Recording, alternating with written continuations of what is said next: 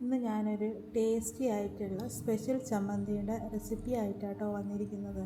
നല്ല ടേസ്റ്റി ആയിട്ടുള്ള ഒരു ചമ്മന്തിയാണ് ഇത്.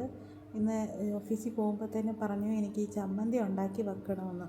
അപ്പോൾ ചോറിന് കഴിക്കാൻ കോളിഫ്ലവർ 65 പോലെ വറുത്തെടുത്താണ്. പിന്നെ കുഞ്ഞി അയില കറി വെച്ചതാണ്. നല്ല തേങ്ങ അരച്ച് കറി വെച്ചതുണ്ട്. പിന്നെ ക്യാബേജ് തോരനുണ്ട്, അതാട്ടോ ഇത്, ക്യാബേജ് തോരൻ. പിന്നെ പപ്പടം. ഇതെല്ലാം കൂട്ടി കഴിക്കാൻ പോവാണ്. ചോറ് നല്ല ടേസ്റ്റിയാണെന്നും പറഞ്ഞ് കഴിക്കുകയാണ്. അപ്പോൾ നമ്മുടെ ചമ്മന്തിക്ക് വേണ്ടത് ചുവന്നുള്ളി, പിന്നെ കാന്താരിമുളക്, കറിവേപ്പില, പിന്നെ വേണ്ടത് നല്ല ഉപ്പിലിട്ട പച്ച മാങ്ങ ഉപ്പിലിട്ടതാണ്. നല്ല ടേസ്റ്റാട്ടോ ഉപ്പിലിട്ട മാങ്ങ കഴിക്കാൻ. അത് കഴിച്ചു.